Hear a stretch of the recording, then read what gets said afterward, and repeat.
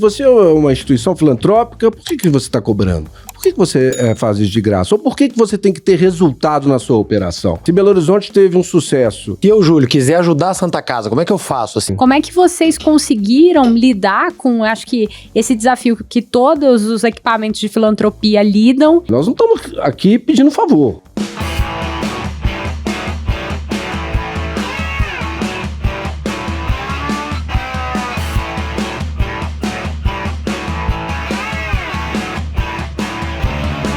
Bom dia, boa tarde, boa noite. Eu sou a Isa. E eu sou o Júlio. E você está? Na diretoria. O seu podcast sobre gestão, inovação, os bastidores das organizações e, é claro, sobre a sua carreira. É isso, né, Isa? Um convidado super especial com a gente hoje. Você poderia apresentar, por favor, o senhor Roberto Otto? Claro, hoje a gente tem uma pessoa super especial, daquele setor que a gente não gosta de ter convidado, né? Roberto Otto Augusto de Lima é graduado em Comércio Exterior e Direito, com especialização em Direito Tributário e atualmente atua como presidente da Santa Casa de BH, maior instituição hospitalar do estado de Minas Gerais. Ele está nesse cargo desde 2021. A Santa Casa BH, fundada há 125 anos, possui mais de 40 especialidades médicas, envolvendo procedimentos de alta complexidade, como transplante de órgãos, tecidos e células, cirurgias cardíacas, neurológicas, oncológicas e pediátricas. São mais de 3,4 milhões de atendimentos por ano. Para manter toda essa estrutura funcionando, a Santa Casa BH conta com o apoio da sociedade, através de campanhas e iniciativas, como o Imposto de Renda e o Troco Solidário. Não, muito legal. Então vamos lá falar com o nosso convidado, né? Roberto, seja bem-vindo ao nosso podcast. Apresente-se para o nosso público, para a nossa audiência, por favor.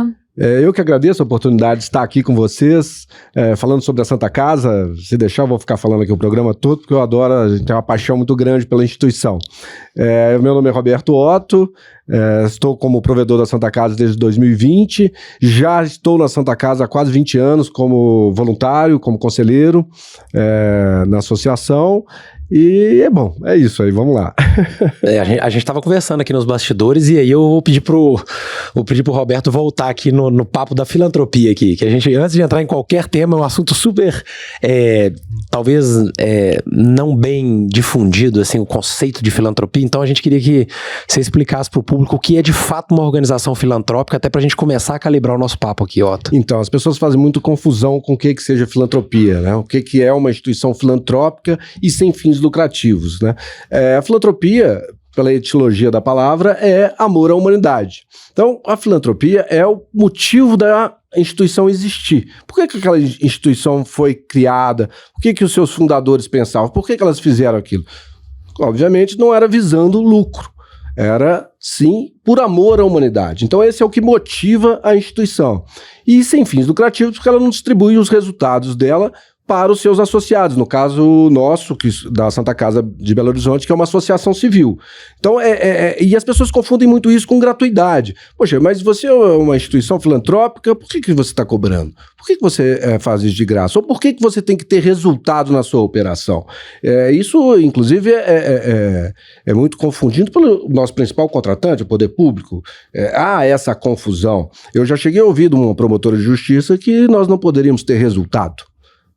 Confunde com resultado com lucro. Isso aí. O lucro é o resultado distribuído aos sócios, né? Uhum.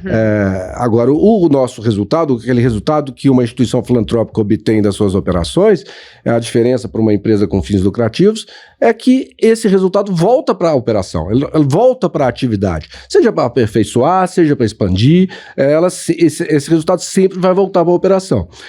Não existe atividade humana que não tenha que ter resultado. Porque se ela ela vai fracassar, ela vai chegar um tempo, ela vai terminar, porque ela vai se esgotar, né?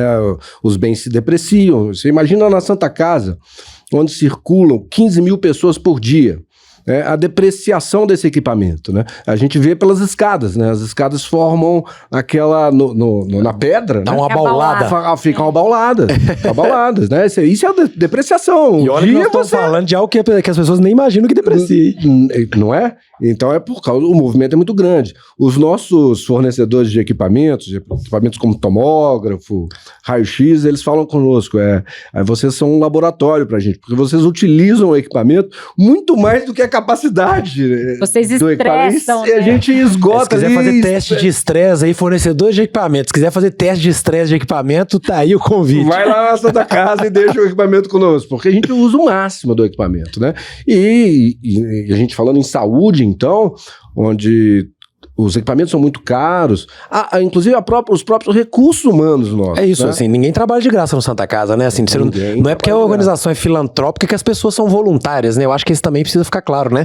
Você tem profissionais contratados na Santa Casa que você tem uma obrigação de folha de pagamento que eu imagino que não deva ser pequena também, né? Pois é, eu estava te falando aqui mais cedo, né? Na Santa Casa nós temos de físico nuclear a padre na nossa folha de pagamento, né? Nenhum deles trabalha de graça. Sim. É claro que nós temos o voluntariado. E são bem-vindos, né? Óbvio. São muito bem-vindos, né? Os nossos próprios associados, que em última análise seriam...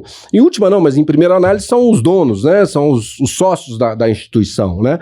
Eu não falo só, eles não são os donos, porque, na verdade, eu sou um associado da Santa Casa, nós representamos a sociedade. Essa é a verdadeira proprietária da instituição, porque ela é voltada para o bem-estar da sociedade, para desenvolvimento da nossa sociedade, né? Isso pelo amor à humanidade, pela filantropia, né? Mas, então, tirando os associados e os voluntários, que geralmente não são técnicos ou não são especialistas, né? Eles, todos, nós, inclusive, fazemos questão de que sejam profissionais. O profissional médico, o profissional da enfermagem, o profissional da administração, o profissional da área do direito. Então, tem que ser profissional, porque a gente desenvolve uma atividade altamente complexa, né? Você pensar em empreendimento de complexidade, eu acho que só talvez um aeroporto internacional chegue perto de um hospital. Não, a complexidade de um hospital é inacreditável. A gente estava comentando, né? A gente normalmente, antes do episódio, faz, né, um aquecimento. Né? E a gente estava falando, é um restaurante, é um hotel, é uma lavanderia especializada, é uma farmácia estruturadíssima, um laboratório. Então, assim, são muitos serviços que eu chamo de apoio-fim, né, que suportam a assistência, que precisam estar muito redondos para efetivamente a gente entregar um bom cuidado, né? E o que você estava falando também, assim, essa questão do posicionamento do Santa Casa e pelo nível de excelência que a Santa Casa se propõe a entregar, quando a gente fala dos profissionais, você está competindo no mercado pelos melhores profissionais, é isso, assim, o profissional que você leva para a Santa Casa, ele vai te exigir ali um programa de remuneração, um programa de carreira e tal, como qualquer empresa do mercado, né? Então, eu acho que talvez o público não tenha essa visibilidade, né? O serviço de ponta que está sendo prestado, por trás você também precisa garantir condições de trabalho para esses profissionais que estão lá, compatíveis minimamente com o que o mercado está oferecendo, né? Senão você não retém. Você não atrai, você não retém. E não retém. Você imagina, nós temos alguns procedimentos médicos que são realizados hoje na Santa Casa que só tem em São Paulo. Uhum. Que é a meca do nosso país, né? É o principal centro financeiro, né? Não há outro lugar no país que são realizados esses procedimentos. E esse profissional? Por que ele está na Santa Casa? Ele está na Santa Casa porque ele consegue oferir uma remuneração compatível com essa especialidade dele. E também, é claro que por ser uma instituição filantrópica, motiva também, né? Porque tem o propósito, né? O propósito... olha, eu não conheço, não ouvi falar de uma equipe, um time tão engajado quanto eu encontrei na Santa Casa.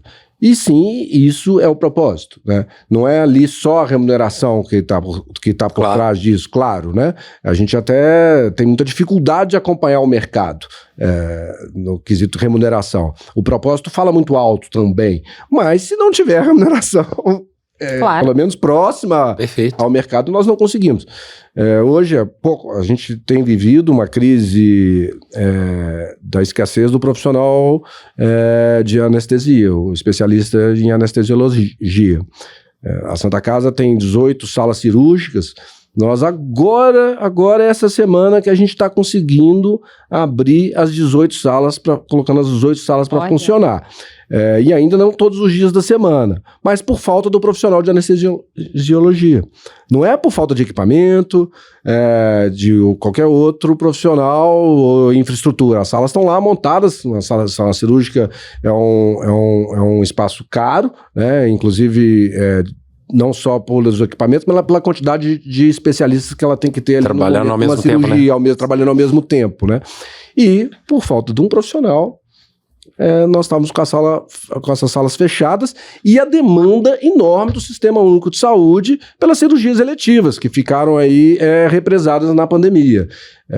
Então, você vê, eu vi anúncios no Instagram de contratação do profissional de anestesiologia, eles pagando passagem aérea, hotel e um salário exorbitante para que o profissional saísse daqui de Belo Horizonte e fosse lá em Manaus, no norte do país, para poder ficar lá 2, 3 dias da semana. Sim. Você imagina o que é isso, né? Então, nós temos que ser competitivos, né? Claro.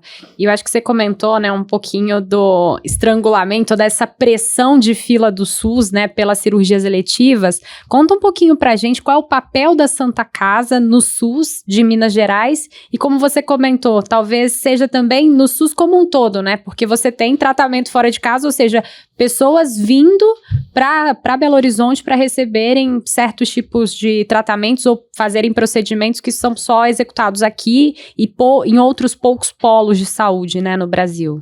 A Santa Casa, ela atende... Eu posso dizer que ela atende 100% dos municípios mineiros.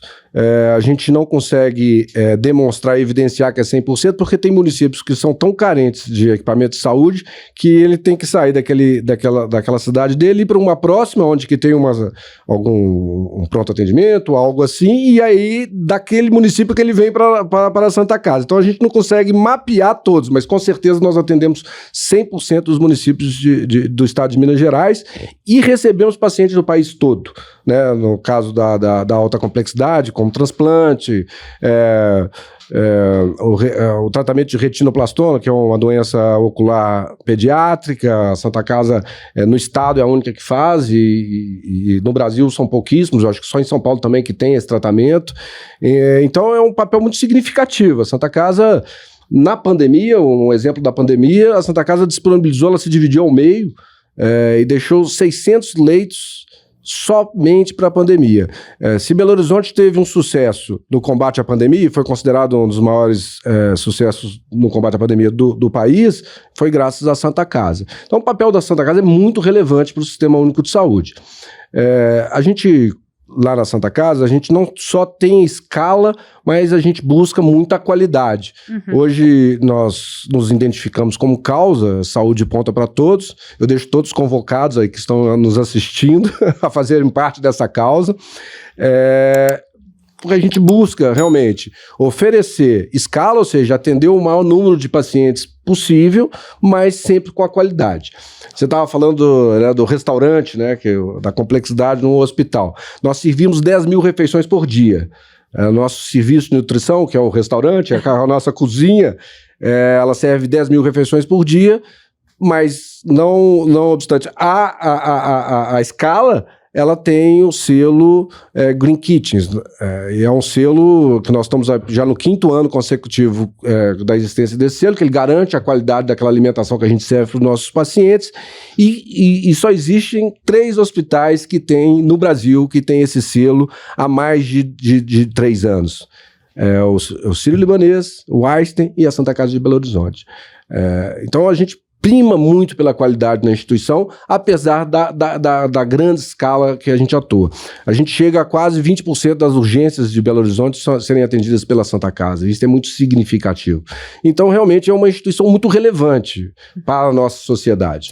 Otto, dá um recado mais direto para a turma. Se eu, Júlio, quiser ajudar a Santa Casa, como é que eu faço? Assim, onde está o canal para eu ir? Assim, o que eu posso fazer como cidadão para ajudar a Santa Casa? Olha, assim, são tantas portas que nós temos para receber o apoio da sociedade, mas somente só de você falar da Santa Casa de Belo Horizonte, mencionar ela, conhecê-la um pouco mais, já está nos ajudando. Mas entre no nosso site, santacasabh.org.br, e lá temos voluntariado, temos aí agora o troco solidário, que nós estamos finalizando agora a declaração do imposto de renda. Você pode destinar até, acho que 2% ou 3%, né, do seu imposto de renda, que você deve para o imposto de renda, para o fundo do idoso ou para o fundo do adolescente. Isso é pessoa física ou pessoa jurídica? Pessoa física. Pode fazer essa. Poucas pessoas sabem disso, né? Que a gente pode lá e não é difícil. Lá pelo site da Santa Casa tem o passo a passo de como fazer isso, né? E com doações também, né? Nós temos o canal de doação. Diversas formas mesmo para ajudar. Mas assim, se você tiver alguma dificuldade para ser um voluntário, fazer uma doação, participar do troco solidário, fale da instituição, conheça ela um pouco, saiba da relevância dessa instituição para a nossa sociedade. Perfeito. Não, super legal. E aí agora, acho que trazendo um pouquinho da realidade das Santas Casas e, né, dos hospitais, unidades filantrópicas de saúde no Brasil. A gente via, né, acho que 4, 5 anos atrás, uma realidade muito desafiadora, né, de um estrangulamento financeiro. A gente estava conversando antes, né, muitas unidades quebradas, assim, com muitas dificuldades para continuar a sua operação. Às vezes, né, com equipamentos não tão modernos ou realmente precisando de investimentos claros em infraestrutura, não só tecnológica, mas também física. E como é que vocês vêm lidando com isso e como é que vocês estão garantindo esse nível de serviço, né? Eu acho que é uma demanda altíssima. Você comentou, é o maior hospital com internações do Brasil, é o segundo maior, né, em número de leitos. Em número de leitos, né, mais de 1.000 leitos. Então é uma unidade que produz muito, então tem um alto custo vinculado para garantir esse serviço, né? Sim. Como é que vocês conseguiram lidar com, acho que esse desafio que todos os equipamentos de filantropia lidam, e hoje como é que vocês estão e o que vocês vislumbram para o futuro também? Eu acho passa muito pelo o equívoco da interpretação que a gente começou aqui a falar sobre o que é filantropia. Fica no imaginário das pessoas que é fazer algo gratuitamente, né? E você fazer medicina, seja de média, baixa complexidade ou de alta complexidade, é impossível você fazer isso somente recebendo doações, né? Mas, primeiro, eu acho que esse é um ponto importante das pessoas compreenderem, principalmente o poder público, compreender que nós existimos para ajudá-lo a cumprir a missão dele, né? O poder público tem isso como obrigação, nós temos isso como missão. Nossas instituições filantrópicas. E, infelizmente, essa realidade ainda não mudou. Nós temos muitas instituições filantrópicas em dificuldade. Inclusive, até uma instituição que eu passei grande, uma boa parte dos últimos anos trabalhando, ela quase fechou agora, há pouco tempo atrás. Novamente, porque eu entrei nessa instituição como interventor judicial, ela era insolvente, nós conseguimos levantá-la, transformamos ela numa fundação privada, né? E ela agora há pouco tempo ela quase voltou a ficar insolvente de novo. Agora parece que ela está se recuperando bem, mas existem muitas instituições passando dificuldade. Hoje a causa assim, muito evidente é a falta da correção monetária nos nossos contratos. E aí vem muito disso, né? Da falta de compreensão do que é filantropia. Então, o poder público, por exemplo, o maior contratante nosso é o poder público, né? Que tem essa obrigação pelo Sistema Único de Saúde, tem o dever de oferecer os tratamentos de saúde, então eles contratam os hospitais filantrópicos, né? Então é o nosso maior contratante. Mas eles não dão correção monetária para esses contratos. A gente todo mundo já deve ter ouvido falar da tabela SUS, né? Que desde que ela foi instituída, ela sofreu correções pontuais. Mas se você for contratar o poder público contratar uma construtora e aquela obra passar de 1 ano, ela vai ter correção monetária. Qualquer serviço prestado ao poder público, isso é uma questão, inclusive, constitucional, que é o equilíbrio econômico-financeiro do contrato, o poder público é obrigado a manter isso, isso na iniciativa privada nem se fala, porque não existe... Senão não existe negócio, né? Não existe negócio, né? Simplesmente não existe negócio.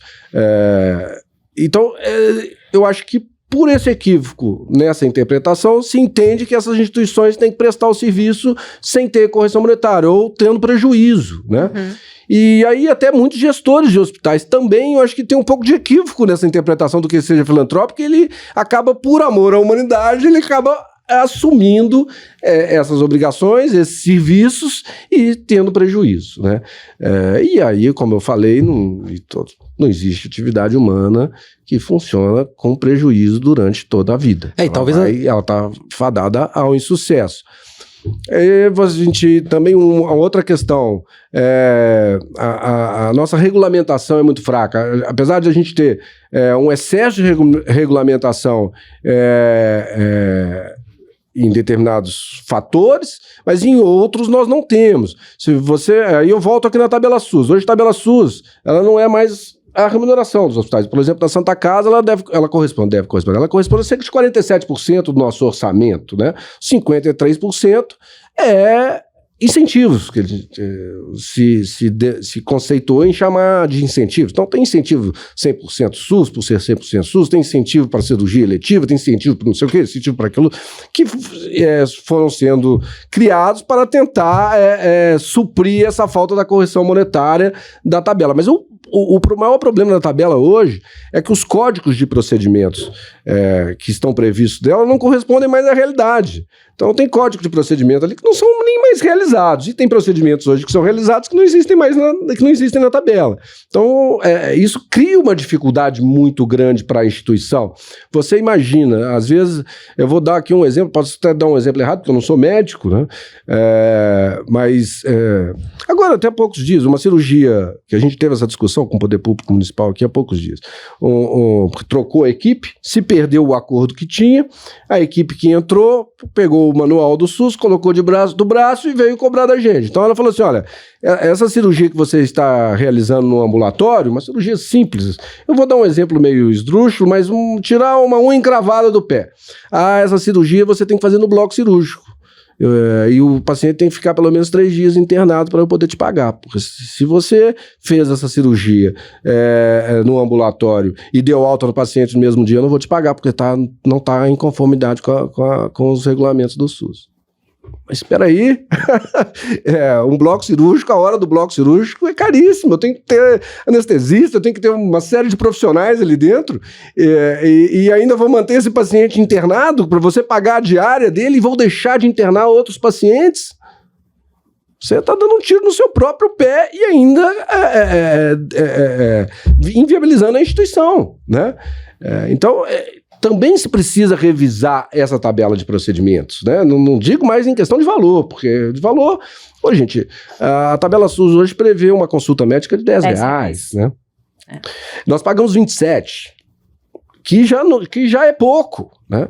Que já é pouco. Você tem que aglutinar alguns serviços para aquele profissional para que vale a pena para ele estar ali fazendo consultas para o Sistema Único de Saúde. Como é que você corrige uma tabela dessa de R$10? Né? Se for para 27, é quase 300% de aumento. E aí você inviabiliza o sistema único no país. Então, tem que ser estudado isso e tem que ser levado mais a sério essa questão da saúde no país. A gente tem que fazer escolhas também. Eu acredito que muita gente pode até me criticar por causa disso, mas eu não acredito que o Estado consiga oferecer todos os tratamentos hoje existentes na saúde. Nós temos remédios hoje oncológicos que custam R$1 milhão a dose.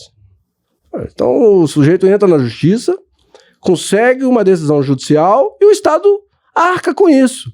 Na outra ponta, nós temos pacientes com procedimento, às vezes, considerado hoje simples, um apendicite, morrendo, porque ele não consegue chegar no sistema de saúde. Enquanto isso, o nosso judiciário autoriza E o juiz não está errado, porque está lá na lei, que saúde é dever do Estado. E aí tem um médico que prescreveu aquele tratamento, fala que aquele tratamento é o único que tem, que é necessário, chega aquilo para o juiz, ele vai ter que dar. Porque a lei tá falando, não é a vontade do juiz, é a vontade da lei. Então nós precisamos entender isso e fazer escolhas, realmente, né? Porque não tem, eu acho que, país no mundo que consegue sustentar a gama de procedimentos que existentes hoje da tecnologia médica hoje, né? Porque aí eu acho que tem um assunto que nos interessa muito quando a gente fala de inovação e tecnologia, né? Porque é isso, eu acho que uma das formas, né, não é o único caminho, mas eu acho que a gente consegue escalar serviços por meio de tecnologia. Essa é uma máxima aí que a gente tem, né? Então eu queria te perguntar isso, assim, como é que vocês têm trazido tecnologias novas, novos procedimentos, novas técnicas, para tentar cobrir, às vezes, um pouco desse gap, né? Ou seja, se eu não posso aumentar o preço, eu melhoro a minha produtividade, ou melhoro a forma como eu faço meus procedimentos, para tentar balancear essa conta. Então, assim, o que o Santa Casa tem feito em termos de novidade, de inovação, de tecnologia, para tentar reduzir um pouco dessa distância que você está comentando aí? A gente fala que a Santa Casa é uma inovação social desde 1899, por isso que ela existe. E uma receita para que a maioria das instituições filantrópicas da área de saúde adotam é aumento de produtividade para conseguir sobreviver. Só que a gente tem um limite disso, né? Porque se você faz algo que é deficitário, se você faz mais, você vai ter mais déficit, né? Então, você amplifica o problema, né? Amplifica o problema. Se você coloca tecnologia num processo que está errado, você vai explodir uma saída que não está boa, né? Pois é. Então, a gente busca, claro, não só inovar em produtividade, mas inovando em processos e também com tecnologias de equipamentos, para buscar maior eficiência. Então, a busca de eficiência é uma constante na Santa Casa. E às vezes, uma mudança num processo simples dá um resultado significativo. A área hospitalar, no mundo inteiro, isso não é só no Brasil, é a área que é o setor que mais tem desperdício, né? O desperdício é muito grande. Então, há poucos dias atrás, eu falei isso ontem, nós estamos na Semana da Enfermagem, né? E ontem tinha um evento de enfermagem na Santa Casa e eu estava parabenizando os enfermeiros porque uma mudança no CTI pediátrico, eu estava visitando lá da Santa Casa esses dias, e fizeram uma mudança na forma da dispensação do material médico hospitalar. Você tira a técnica de enfermagem, o enfermeiro retira o material na farmácia e leva lá para a beira do leito. Se aquele material não for usado no processo normal da casa, aquele material vai ter que ser descartado. Ele vai ser jogado fora mesmo sem uso, por causa do perigo dele ter sido contaminado. Então se montou nesse CTI uma bancada onde é disponibilizado aquele material, mas sem ser manipulado. Então o técnico ele consegue ir lá e tirar o material, somente aquele que vai ser utilizado. No final do dia, aquele material pode voltar para a farmácia. Então, você imagina a economia que nós vamos conseguir na hora que isso estiver disseminado pela instituição, por todo o hospital. Então, sempre buscando eficiência, que é uma das fórmulas de você e às vezes com uma solução que é teoricamente simples, né? Isso, assim, você não precisa ter uma tecnologia complexa envolvida num processo desse, né? Então, as pessoas costumam achar que inovação é sempre ligada à tecnologia, né? Alta tecnologia. Alta tecnologia, ou então a ideias altamente complexas, né? E não é, né? Inovação, as que eu acho mais interessantes, que eu acho mais bonitas, são aquelas realmente simples, né? Que é uma mudança de mentalidade, ou uma mudança simples no processo, uma forma de fazer que te gera eficiência, te gera economia. Mas, falando em sustentabilidade, né, institucional, a Santa Casa vem conseguindo um equilíbrio econômico muito também na postura dela, né? Na forma dela se portar frente ao seu contratante, né? A gente não se porta mais como um coitadinho que chega ali pedindo por favor, olha, por favor, eu preciso, senão eu vou fechar, senão eu vou quebrar. Não. Olha, esse procedimento, para que nós façamos isso, para que nós façamos esse número de internações que vocês estão precisando e tal, custa tanto. Mas então não tem dinheiro. Eu já falei isso algumas vezes aqui para gestores públicos aqui. Falei, olha, se você não tem o dinheiro para pagar, porque mas nós não temos recursos para pagar, então nós vamos ter que reduzir a instituição para o tamanho que você pode pagar.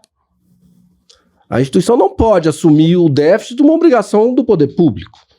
Nós não temos nem condições para isso, né? Condições econômicas para isso. Então, isso também é uma mudança importante, que aconteceu na Santa Casa de Belo Horizonte, né? De realmente se portar como uma instituição relevante. Nós não estamos aqui pedindo favor. Se você precisa dos nossos serviços, se você tem que remunerar esse serviço de forma adequada. E não está pedindo nada mais, né? Esse que é o ponto, é o justo. É aí que eu te falo da questão da filantropia, da confusão que se fazem com esse conceito, né? Então, essa forma de se portar da Santa Casa também tem garantido a ela a sustentabilidade financeira. Aí, eu acho que trazendo para questões técnicas, a gente sempre gosta de fazer essa dobradinha da realidade do bastidor e do método do técnico, né? Quando a gente traz uma negociação para a mesa, né?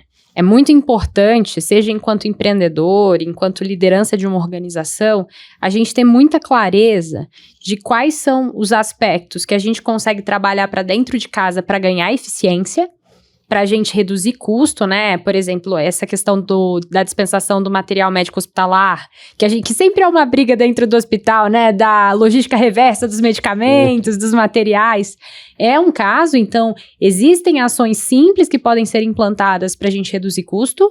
Então, eu, enquanto organização, vou fazer a minha parte, mas eu também dar clareza para quem está do outro lado da mesa nessa negociação, para entender quais são os meus custos, as minhas limitações, o que eu preciso fazer e o que eu preciso de suporte para conseguir entregar um serviço que é aquilo que é esperado, né?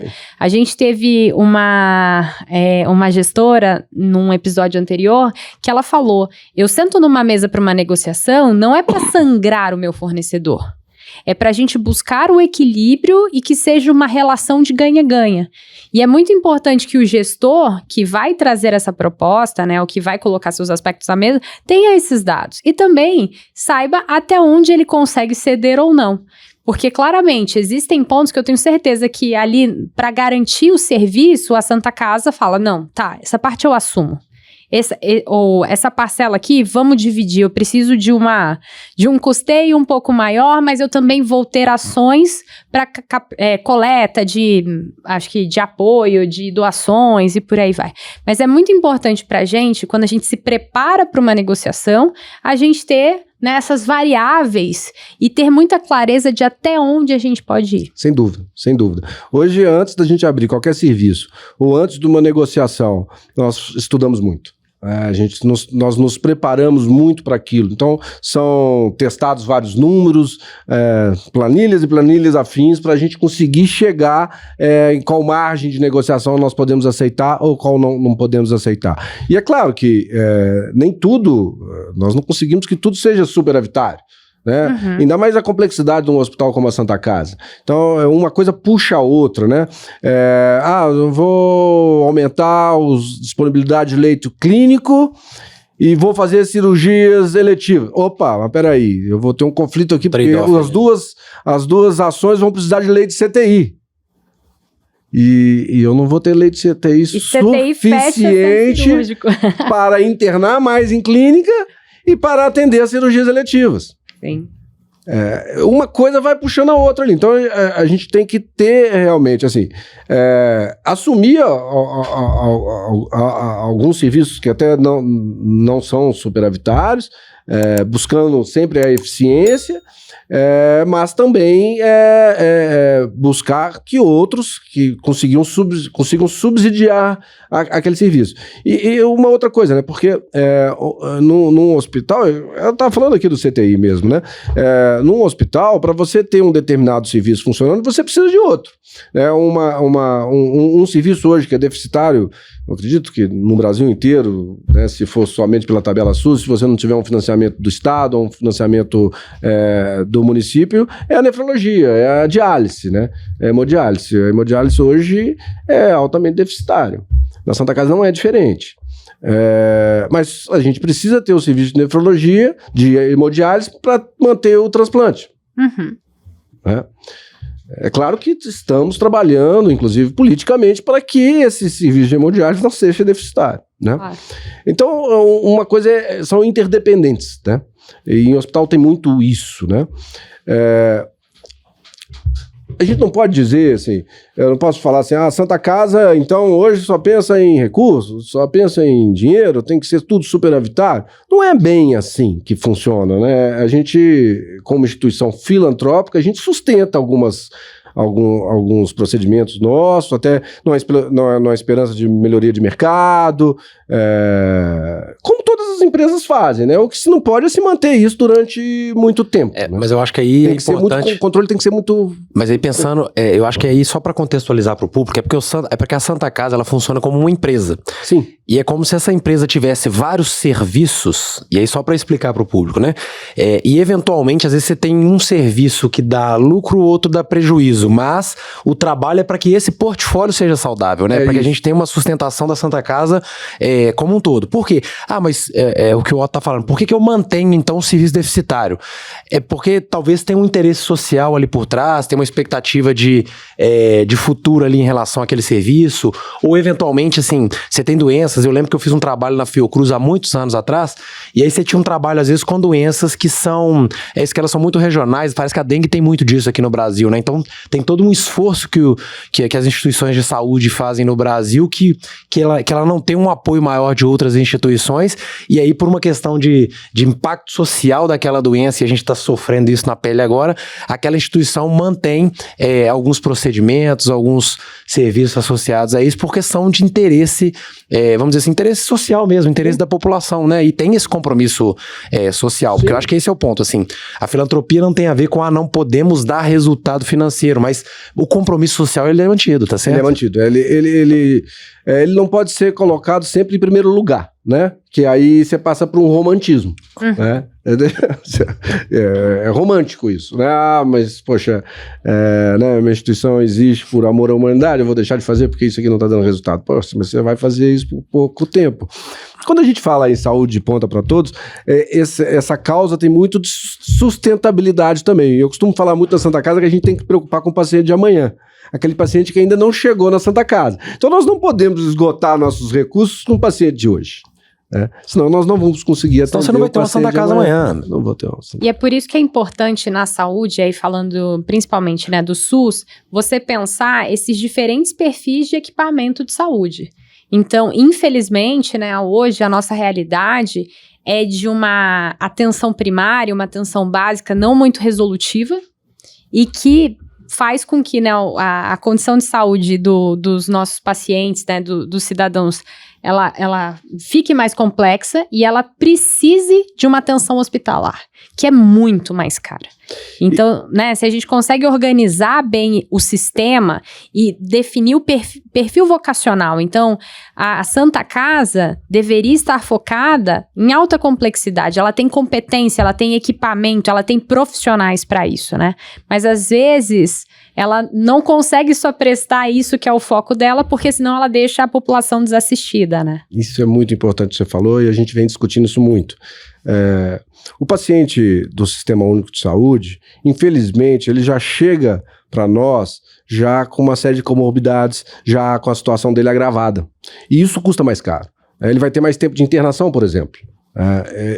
Ele é um paciente mais caro que um paciente que tem um plano de saúde, porque ele consegue se tratar mais rápido, né? Então, às vezes, o paciente fica numa UPA muito tempo, o paciente chega com uma doença oncológica já avançada, comprometendo muitas vezes a cura, inclusive, e ele vai gastar mais. Se nós tivéssemos um planejamento, se nós conseguíssemos ter uma saúde primária, e inclusive com informação para as pessoas, né, nos rincões do nosso país, onde que a informação não chega de forma suficiente, onde que a educação tem níveis mais baixos, se a gente conseguisse levar isso para eles, com certeza nós reduziríamos muito o custo da saúde no Brasil. E planejamento também. Poxa, se nós sabemos que nós vamos ter uma epidemia de dengue, se nós sabemos que nós estamos agora no período das gripes, das doenças respiratórias, Por que não planejar antes? Uma campanha de vacinação preventiva, por exemplo? De vacinação, ou então você já tratar com algumas instituições de saúde para que elas já fiquem preparadas para receber aqueles pacientes, elas já se preparem com antecedência. Isso vai ficar muito mais barato. Vai ser muito melhor do que chegar agora, por favor, abre leito pra gente, você não consegue fazer mais leito, você não consegue... Pô, mas agora, na hora da crise, vai ser muito mais caro, né? Então, a gente precisa de mais planejamento e a gente precisa de mais atenção na saúde, na atenção primária mesmo, né? Não precisa de mais atenção na atenção primária, precisamos, e com certeza isso reduziria muito o custo da saúde. Para você ter uma ideia, uma dor nossa agora recente, e voltando na hemodiálise, né? Porque como a hemodiálise vem dando prejuízo, diminui os prestadores de serviço. Então, hoje nós temos uma carência grande de vagas para o paciente de diálise. E da Santa Casa, o que vem acontecendo? A gente vem ficando com muitos pacientes internados só para fazer diálise. Porque ele não tem um centro de diálise para ir. E às vezes também ele não tem, a cidade dele é distante, ele não tem uma condição, às vezes, social. Ficar, né? Ele vai ficar internado ali. Então ele vai ficar internado gastando uma diária, ocupando o leito de um outro paciente que já está na UPA também, com a situação dele se agravando, né? Isso custa caro. Né? A gente precisa ver a epidemiologia daquela população e construir realmente referências, nos hospitais de referência. Então a Santa Casa vai ser referência em cardiologia, em neurocirurgia, por exemplo. Então vamos equipá-la para isso, vamos mandar os pacientes para ela, que ela é especializada. Não adianta eu mandar um paciente para uma instituição de cardiologia, um paciente oncológico, que ele vai ficar lá muito tempo internado, que eu não tenho especialidade, ou que eu tenho especialidade, mas não seja o foco da instituição. Então, se você tem instituições referenciadas, especializadas naquele determinado assunto, ele vai conseguir comprar os insumos mais barato, porque ele consegue negociar melhor pelo volume com os fornecedores, e por aí vai, né? A gente precisa muito ter esse olhar. Não, e muito legal esse comentário que você fez, que existia uma metáfora que a gente usava, principalmente em trabalhos de emergência. A gente precisa pensar o hospital como um aeroporto. Eu não quero o paciente aqui, assim, eu quero ele bem em casa. Eu sou um equipamento de alto custo, altíssima complexidade, aí eu não estou falando a complexidade de custo, complexidade de gestão, recursos limitadíssimos, então eu preciso que ele tenha acesso quando necessário, faça o seu tratamento, receba o cuidado necessário e tenha a alta e a continuidade do cuidado dele, né? Mas ter ele, por exemplo, dentro da nefra, ocupando um leito para fazer diálise, são vários outros pacientes, porque possivelmente ele é crônico. Ele é um paciente que vai ficar por um longo tempo lá. Então eu tenho um recurso escasso que é o leito e todos os profissionais e toda a estrutura hospitalar, e eu não estou rodando. Então são indicadores assim que na gestão hospitalar a gente sempre controla. Por exemplo, giro de leito, tempo médio de permanência, porque é isso, o foco não é ter o paciente direto lá dentro, né? Não é também causar um efeito velcro, que é o paciente entra no hospital, aí ele começa a visitar todas as especialidades mas eu acho que ele nunca conseguiu acessar. Não, e esse recado é super importante, porque eu acho que talvez seja cultural a pessoa achar que... sabe, ela precisa ficar no hospital e às vezes o melhor tratamento para ela pode ser num atendimento domiciliar, uma condição que ele fique em casa. Tô falando isso porque meu avô tá em tratamento e tem essa condição, e a gente foi percebendo isso. Eu tenho irmãos que são médicos também e eles falam assim, dependendo da sua comorbidade, o melhor lugar para você não estar é o hospital, porque você tá exposto a risco e talvez vai contra o que a população acredita, e aí você tem uma questão de ocupação de leito às vezes porque o paciente vai insistir para ficar lá. Então eu acho que a mensagem é essa, né? Acho que o paciente também, e isso é cultural nosso, acho que a gente está numa fase que os pacientes, eles se sentem no direito de escolher, né? Eu quero ser tratado pelo médico A, pelo médico B, e se esqueceram que quem tem a formação para decidir qual que é o melhor tratamento tá do outro lado. Então eu acho que a população também precisa se conscientizar disso, assim, de que ela precisa confiar no diagnóstico dos profissionais de saúde e deixar que eles façam o trabalho dele, e eu acho que esse é um ponto importante. Talvez o melhor lugar para você estar...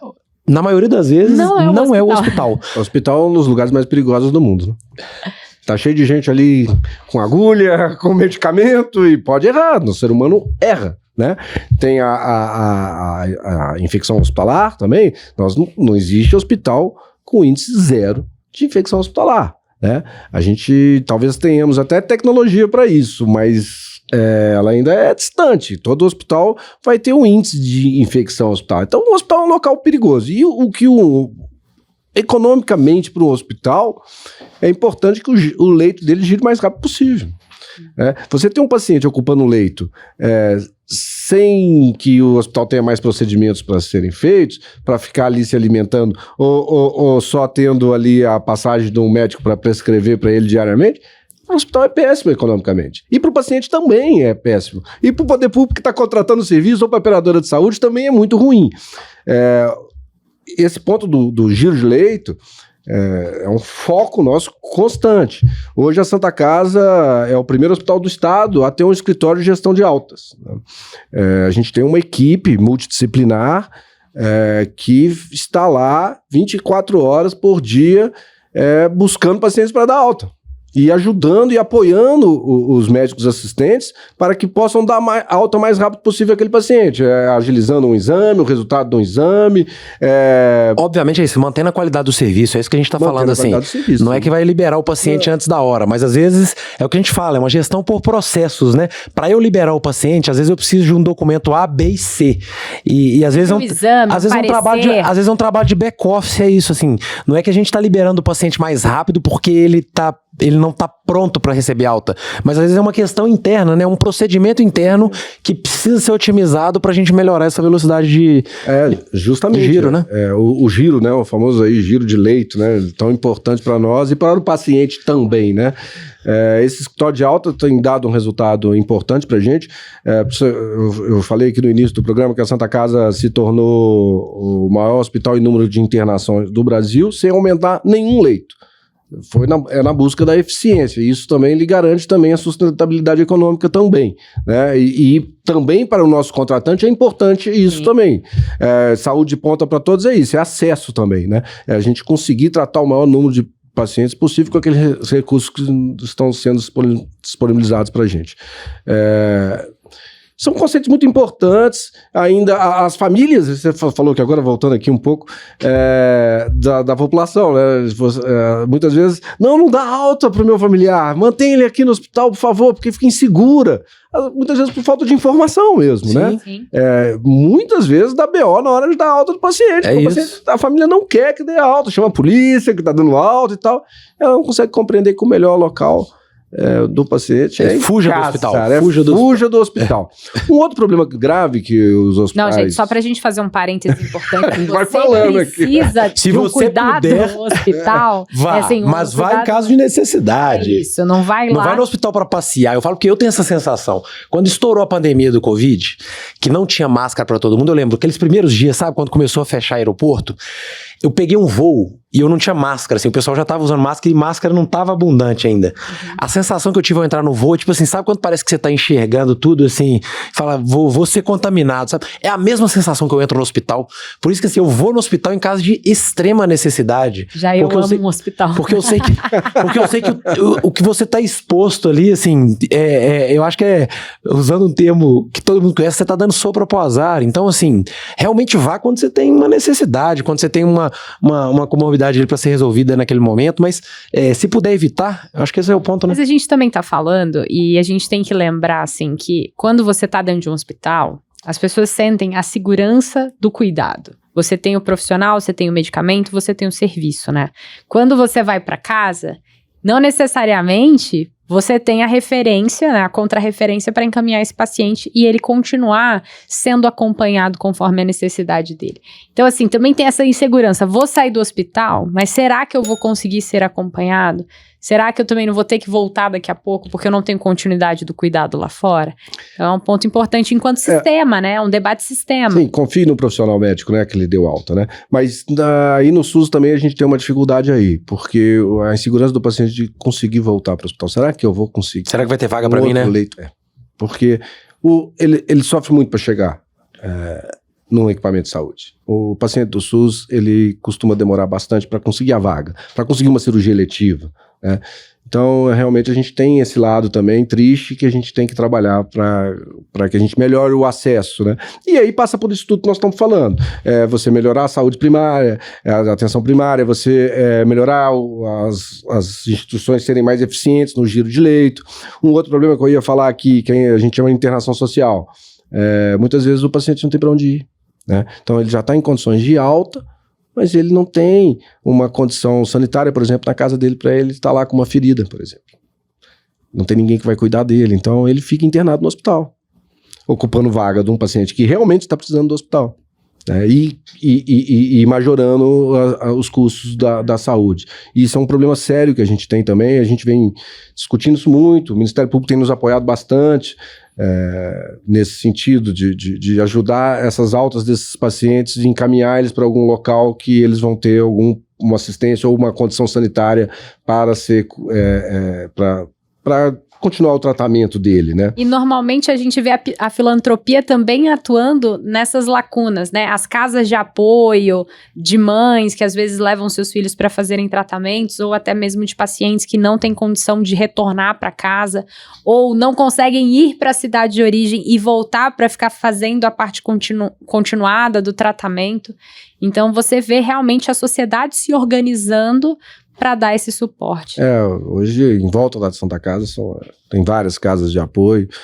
Nós temos que é até um associado nosso, um conselheiro nosso, e que tem a CAP, Casa de Apoio Padre Eustáquio, uma casa importante que recebe as famílias de crianças que estão em tratamento oncológico, né? Então a sociedade se mobiliza bastante para dar esse apoio e sim, conseguir receber esses pacientes, né? Os centros de saúde no Brasil são muito concentrados, muito também por uma questão econômica também.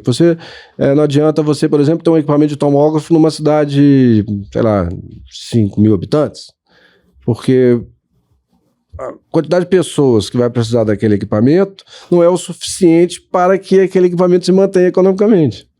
Então você vai ter que ter centros de saúde. Isso não tem muito como, né, para dar a viabilidade econômica desses serviços. Então você vai ter essa movimentação de pessoas sempre, né? Eu acredito que pode ser que a gente evolua tecnologicamente para que que você possa disponibilizar isso para todas as comunidades e tal. Mas é isso, você vai ter que vai ter essa movimentação de pacientes, né? Mas você tem que facilitar a vida dele. A telemedicina que está vindo aí ainda precisa avançar ainda no Brasil, até a questão de regulamentação.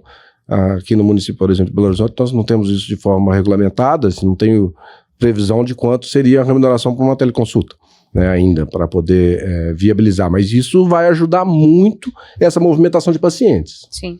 E aí a atenção primária também, né? Porque se você já começa a dar um tratamento mais cedo, se você consegue atender aquele paciente e diagnosticá-lo mais rápido. Uma segunda consulta, né? Numa segunda consulta, sim. Você tá na instituição há 4 anos, né? 4 anos. Milhares, quantos pacientes passam por dia? Quantos? 15 mil pessoas passam lá por dia.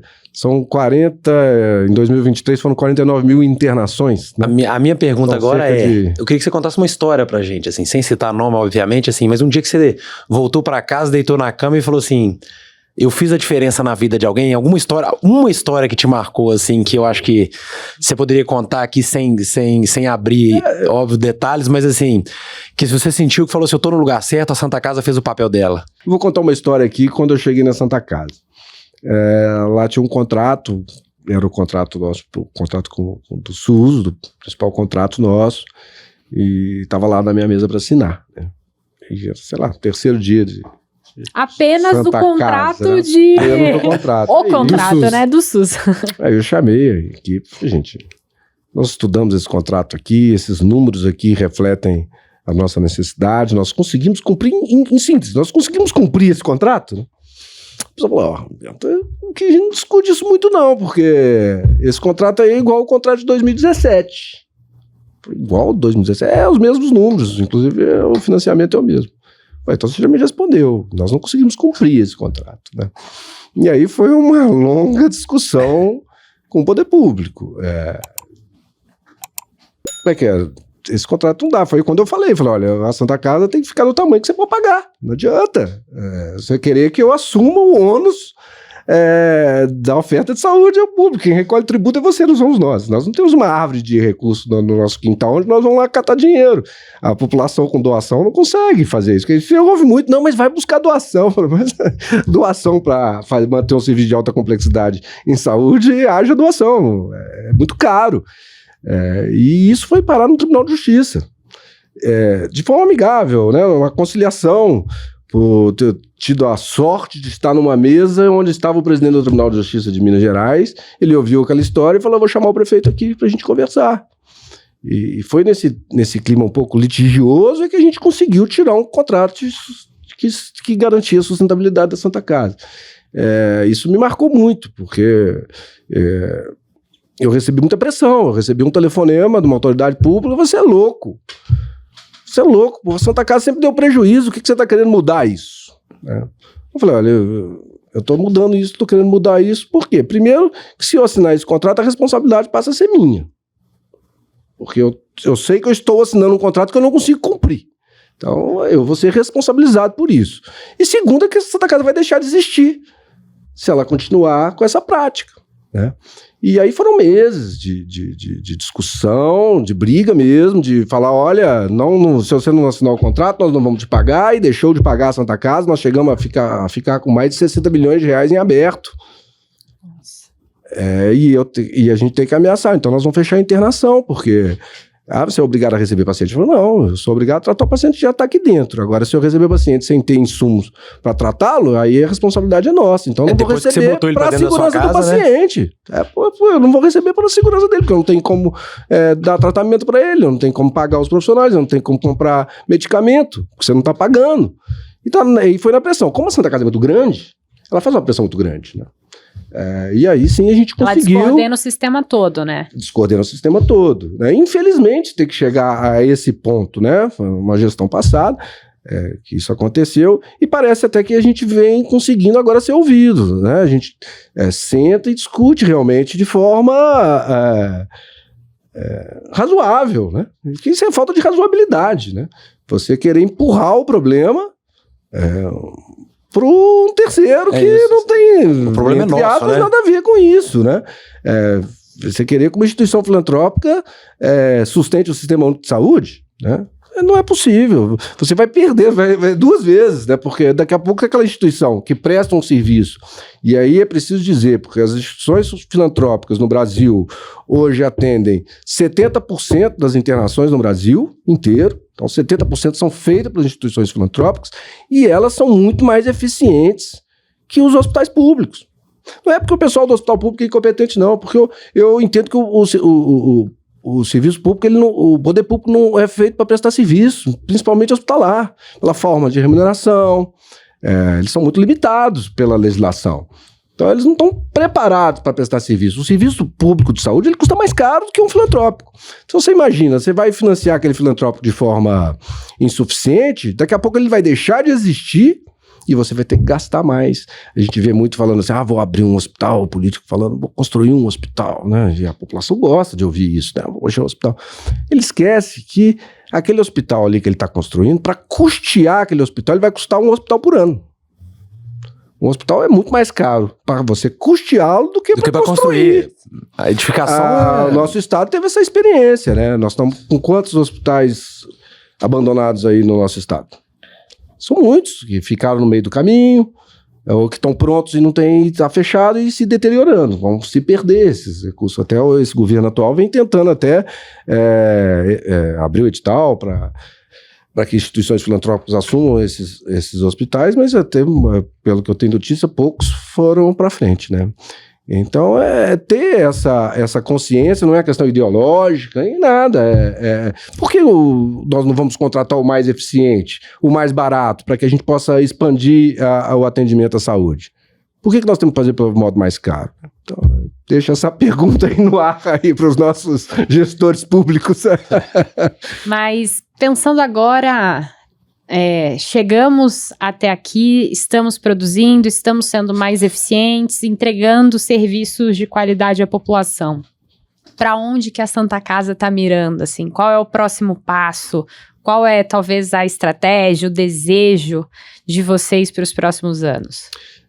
Nós temos aí a causa, né? Eu já convoquei aqui quem está nos assistindo a fazer parte da Saúde de Ponta para Todos. Por óbvio, Saúde de Ponta para Todos extrapola os limites da Santa Casa. Então, a gente tem se preparado e capacitado para dar treinamentos para outras instituições, para profissionais. Hoje nós temos a Faculdade de Santa Casa BH, com curso de graduação, nós temos do curso técnico de farmácia e de técnico de enfermagem até doutorado, mas de graduação nós só temos o curso de gestão hospitalar atualmente funcionando, mas agora no segundo semestre já estamos abrindo o curso de enfermagem. Para o ano que vem nós temos biomedicina ou psicologia ou um dos outros dois. Cada um ano agora, nos próximos anos, a gente está abrindo um curso.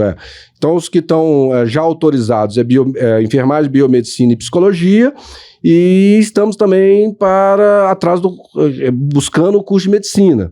Por quê? A gente entende que a Santa Casa tem um papel importante em formar profissionais, em formar recursos humanos para o Sistema Único de Saúde. Então isso é uma das direções da Santa Casa, e a busca de eficiência é constante e expansão também, né, dentro desse nosso objetivo de saúde de ponta para todos, buscando aumentar a qualidade, aumentar a eficiência da instituição, para que nós possamos atender a sociedade da melhor forma. Eu me inspiro muito num provedor que a Santa Casa teve lá em 1926, que foi o Hugo Werneck. O Hugo Werneck, ele foi provedor, foi diretor clínico da Santa Casa, e ele foi um dos instituidores do nosso Hospital de Saúde Suplementar, que é o São Lucas, e ele naquela época, lá em 1926, ele dizia que a missão da Santa Casa era oferecer saúde para muitos. E aí daí também vem esse saúde de ponta para todos, né? Isso era um sonho lá de saúde de qualidade, de ponta e tecnológica para muitos. Ele falava isso nos discursos dele. E aquele sonho lá, que era distante, em 1926, nós fazemos isso hoje. Nós oferecemos saúde de qualidade, com tecnologia de ponta, para muitos, né? Então, quem sabe a gente, num futuro, consiga oferecer saúde de ponta para todos. Então, isso é algo que a gente persegue hoje na Santa Casa, com busca de eficiência, busca de qualidade. Então, nós temos aí a formação de recursos humanos. Também, a gente aprovou agora um plano de investimento para a Santa Casa. Nós temos obras previstas até 2034. Então, você tem 10 anos de obras já planejadas para a instituição. E é isso, é uma busca constante mesmo de eficiência e qualidade. Então, esse ponto que você trouxe, eu trabalhei muitos anos com os hospitais universitários federais. E o hospital escola, né, ele tem um papel fundamental. E acho que vocês estão trazendo isso, né, para a estratégia de vocês, e que eu acho que é incrível, de pensar o hospital também não só da porta para dentro, mas da porta para fora. Como é que eu gero capacidade no sistema, como é que eu formo os bons profissionais, que não necessariamente vão atuar na minha organização, mas vão potencializar o sistema e vão trazer mais qualidade, mais resolutividade e ter um sistema único de saúde, né, mais eficiente, mais resolutivo.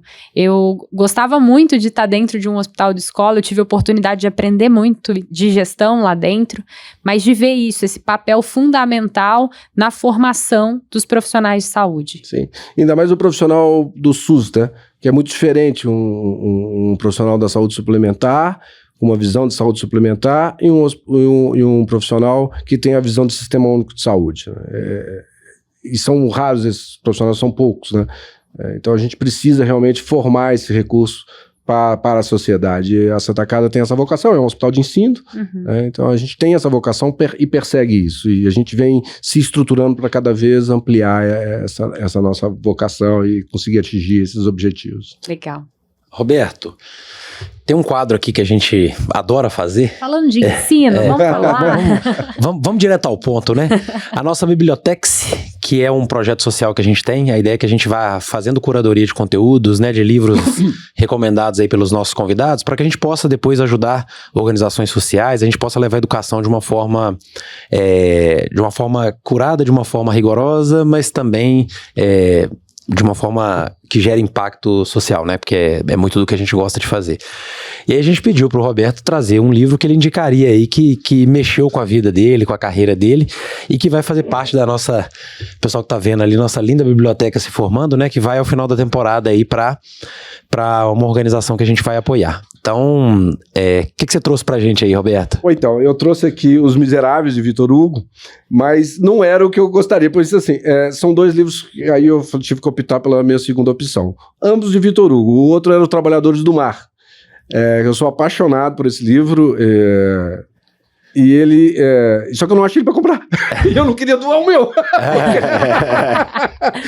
certo. Ele teve uma versão em português, me parece, só 1 ou 2, e era de uma editora do Rio de Janeiro, a Cossaf e Yosef. E essa editora não existe mais, né? Então essa versão não existe. Eu falei, esse aqui eu não vou poder doar, porque eu gosto muito dele. Mas os 2 trazem muito... as misérias humanas, as mazelas humanas e 2 coisas que eu acho que todo mundo que quiser ter sucesso, que quiser realizar algo, precisa. Coragem e persistência. Né?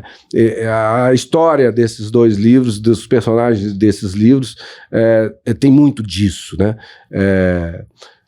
Aqui nos Miseráveis... O personagem principal, que o Viljean, né, o nome francês, não sei se eu estou pronunciando corretamente, mas ele era um miserável, ele era ele cometeu um furto e ele foi crescendo como pessoa, sempre perseguido por um inspetor por causa desse furto durante a vida dele inteira. E ele conseguiu ser uma pessoa de sucesso, ele montou uma fábrica de ladrilhos, eu não vou falar muito para as pessoas lerem, né, mas vou contar. E tem uma história de superação fantástica, né, e você vê que ele precisou de muita coragem para poder chegar onde ele chegou. Leia um livro que é muito bacana. E o Trabalhadores do Mar tem essas mesmas características, mas traz também aí a questão da natureza, né? A importância de nós preservarmos a natureza. E eu sou um apaixonado pelo mar, então eu sou um apaixonado por esse livro, Os Trabalhadores do Mar, mas ele também tem essa questão da superação, da busca, da persistência e da coragem. Eu acho que nós todos precisamos disso para poder vencer e conseguir participar da sociedade, conseguir desenvolver a nossa sociedade. Não, muito bom. A gente vai precisar fechar a nossa reunião aqui, infelizmente. Reunião quando chega a hora, né? Infelizmente, reunião quando termina a hora da reunião tem que fechar, porque senão a gente compromete a próxima pauta. Falam que a Luísa da Magazine Luiza só faz reunião em pé, né? Para as reuniões. Mas essa reunião estava muito gostosa. Essa aqui nós gostamos de fazer sentado, com calma. Eu falei que nós temos que montar agora uma mesa aqui com quitutes mineiros aqui, botar um docinho de leite, um queijo pra gente fazer uma ambientação adequada aqui para esse momento. Mas queria te agradecer pela sua presença. É muito gostoso para a gente discutir saúde, né? Eficiência, gestão em saúde, porque foi um setor que a gente trabalhou, mas da mesma forma conhecer a história da Santa Casa, conhecer os desafios que vocês vêm vencendo e vão vencer ainda, né? E queria abrir o espaço para você deixar uma mensagem para quem nos acompanha. Apoie as instituições filantrópicas. A grande maioria são sérias e realizam um trabalho sério e são muito necessárias na nossa sociedade. A relevância dessas instituições é pouco conhecida. Né? Até pouco tempo a gente ouvia falar que a Santa Casa tem o macarrão da Santa Casa, né? Que era aquele macarrão sem molho e tal. Realmente ela já teve essa fase de ter esse macarrão. Hoje nós temos uma cozinha premiada. Então, conheçam as instituições da sua cidade e apoiem, porque realmente nossa sociedade precisa e essas instituições são de importância ímpar no desenvolvimento do nosso país. E aí queria deixar um último recado. Primeiro não, o grande recado eu não conhecia o Roberto, mas queria parabenizá-lo aí eu tive essa oportunidade aqui de escutar a história dele, a história da instituição, mas eu acho que essa atitude corajosa, né, você deu exemplo pra gente aqui, com poucos dias numa cadeira e tomando uma decisão difícil, né, contra uma pressão que já existia, eu acho que pra nós fica assim um exemplo de boa gestão, né, um gestor que realmente ele tá preocupado com os resultados da organização, ele não abre mão dos seus valores em prol de outros interesses, de pressões externas. Então eu acho que esse é um excelente exemplo que a gente quer dar para o público que está ouvindo aqui. Então, parabéns pela atitude. Eu tenho certeza que, assim, se o seu comportamento foi esse quando você entrou, não é à toa que a Santa Casa tá avançando, tá progredindo, e tem muito da sua postura enquanto gestor, né? Eu acho que é isso, assim. E que o gestor, querendo ou não, ele é grande, no seu caso, você é a grande referência para os profissionais da Santa Casa. Então, parabéns aí pela atitude e pela gestão que tem sido feita à frente da Santa Casa aí. Para nós aqui é uma escola também pra gente se inspirar, tá? Muito obrigado. Muito obrigado, e eu que agradeço a oportunidade de estar aqui com vocês, falando da Santa Casa de Belo Horizonte. Muito obrigada. Agora a gente então encerra a pauta da nossa reunião e até a próxima.